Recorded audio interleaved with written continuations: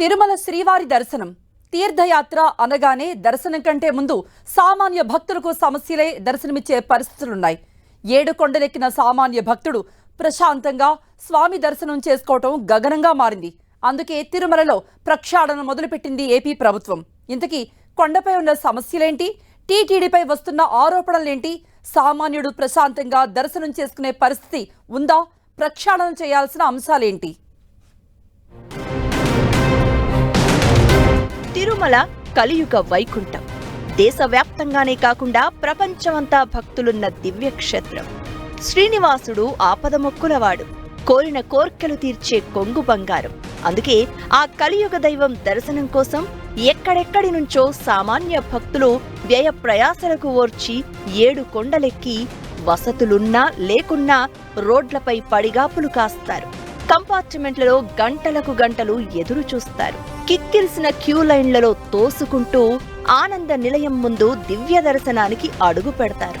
అరసెకనులో గర్భగుడి బయట క్యూ లైన్లలో ఉన్న సామాన్య భక్తులను సిబ్బంది లాగి అవతల పడేస్తుంటే అరసెకను ఆ వెంకటేశ్వరుడి దివ్య దర్శనం చేసుకుని అరమోడ్పు కన్నులతో ఆలయం బయటకు చేరతారు. ఇది తిరుమల క్షేత్ర దర్శనం అనగానే మనకు గుర్తొచ్చేవి.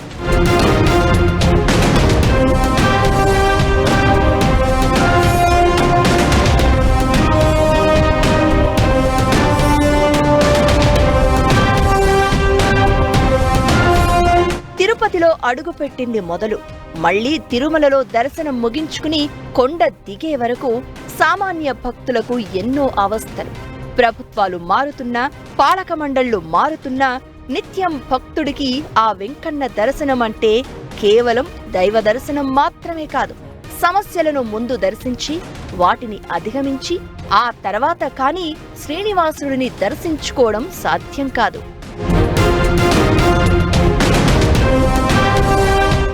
భార్యాభర్తలు, పిల్లాపాపలు, వృద్ధులు ఇలా కుటుంబాలతో కలిసి శ్రీవారిని దర్శించుకునేందుకు తిరుమలకు వస్తూ ఉంటారు సామాన్య భక్తులు. కొండపైకి రాగానే వాళ్లకు ముందు వసతి పెద్ద సమస్యగా మారుతూ ఉంటుంది. కాటేజీలున్నా భక్తుల రద్దీకి తగినంత ఉండవు. రోజురోజుకి తిరుమలకు వచ్చే భక్తులు పెరుగుతూనే ఉన్నారు. కానీ కొండపై ఆ రద్దీని తట్టుకుని భక్తులకు సౌకర్యాలు కల్పించడం పెను సవాలే. వీఐపీ భక్తులకు ప్రత్యేకమైన కాటేజీలు, వసతులు ఉన్నాయి. బ్రేక్ స్పెషల్ పేరుతో 2-3 గంటల్లోనే వెంకన్న దర్శనం పూర్తవుతుంది.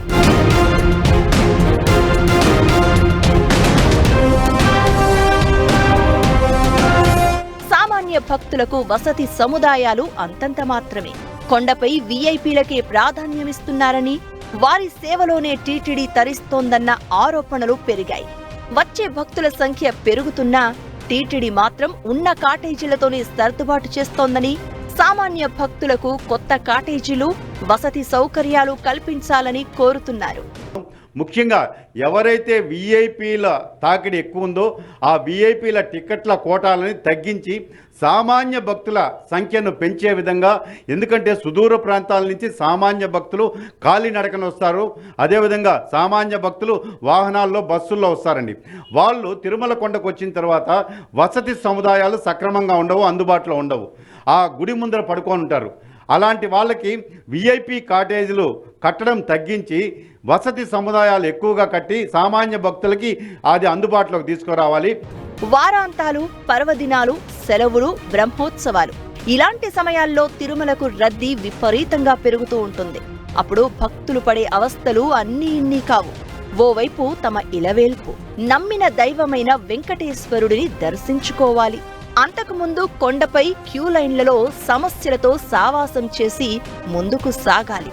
రద్దీ సమయాల్లో వైకుంఠం క్యూ కాంప్లెక్స్లో కంపార్ట్మెంట్లన్నీ నిండిపోతాయి. వెలుపలకు కిలోమీటర్ల క్యూ లైన్లు కనిపిస్తాయి. చిన్నపిల్లలతో వచ్చిన వాళ్లు, వృద్ధులు ఆ క్యూ లైన్లు, కంపార్ట్మెంట్లలో ముందుకు నడవడం అంటే కత్తిమీద సామే. అలాంటి వారికి ప్రత్యేక వసతులు కల్పించి వీలైనంత త్వరగా దర్శనం పూర్తి చేయించాల్సిన అవసరం ఉందనేది భక్తుల నుంచి వస్తున్న విన్నపం.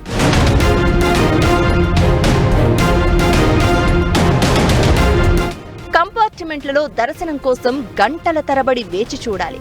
అక్కడ పలు ప్రాంతాలకు చెందిన భక్తులుంటారు.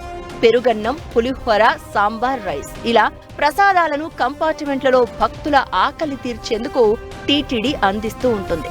వీటి నాణ్యత విషయంలో భక్తుల నుంచి రకరకాల కంప్లైంట్స్ అందుతున్నాయి.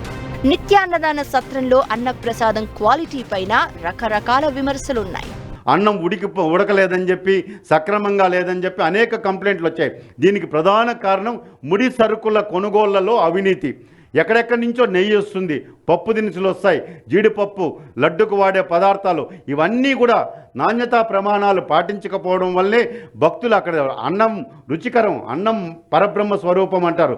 స్వామివారి దర్శనం తర్వాత ఎంతటి వాడైనా సరే అన్నప్రసాదం తినాలని చెప్పి ఆ అన్నప్రసాదానికి పోతే అక్కడ కూడా సక్రమంగా నిర్వహించకపోవడం వల్ల భక్తులు ఆవేదన చెందుతున్నారు. లడ్డు ప్రమాణాలు ఖచ్చితంగా పాటించాలండి. దర్శనానంతరం శ్రీవారి దివ్య ప్రసాదంగా లడ్డూను భక్తులకు అందిస్తారు. వీటి తయారీ, నాణ్యత, లడ్డూ సైజుపై కూడా ఫిర్యాదులు ఈ మధ్య కాలంలో పెరిగాయి.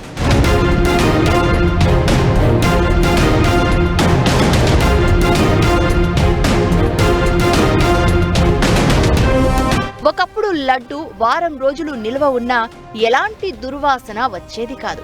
కానీ అందులో వాడే సరుకుల క్వాలిటీ లోపం కారణంగా 2 రోజులకే లడ్డూ ప్రసాదం చెడిపోతోందన్న కంప్లైంట్స్ వ్యక్తమవుతున్నాయి.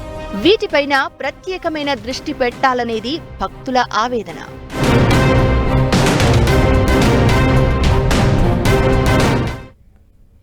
భక్తులు ఎదుర్కొనే సమస్యలు ఒకవైపు ఉంటే గత పాలక మండలిపై విమర్శలు, అవినీతి ఆరోపణలు తీవ్రతరమయ్యాయి. ప్రక్షాళన తిరుమల నుండే మొదలు పెడతామని ఏపీ సీఎం చంద్రబాబు శ్రీవారి దర్శనార్థం కొండకు వచ్చిన సందర్భంగా స్పష్టం చేశారు. ముందుగా టీటీడీ కొత్త ఈవోగా శ్యామలరావుకు బాధ్యతలు అప్పగించింది ప్రభుత్వం. ఏ వ్యవస్థల్లో లోపాలున్నాయో గుర్తించి సరిచేసేందుకు స్టేట్ లెవెల్ విజిలెన్స్ కమిటీ రంగంలో దిగింది.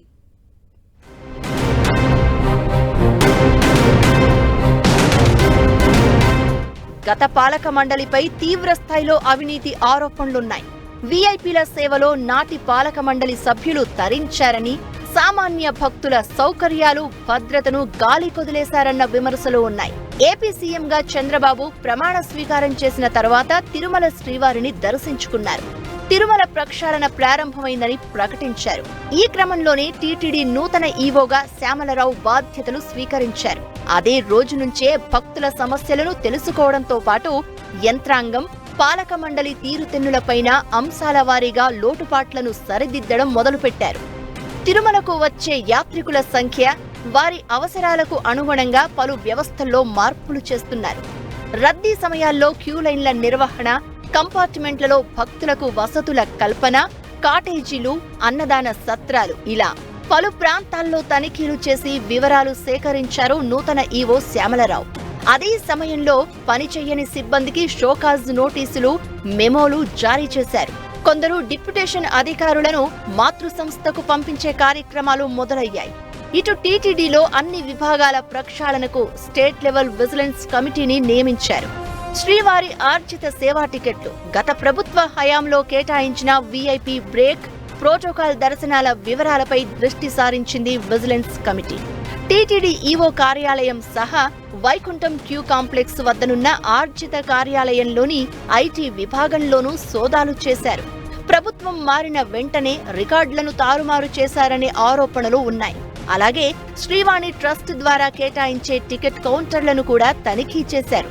రోజుకు ఎన్ని టికెట్లు ఇస్తున్నారు, నిధులు ఎన్ని వస్తున్నాయి, అవి ఏ ఖాతాలో జమ చేస్తున్నారనే అంశాలపై ఆరా తీశారు.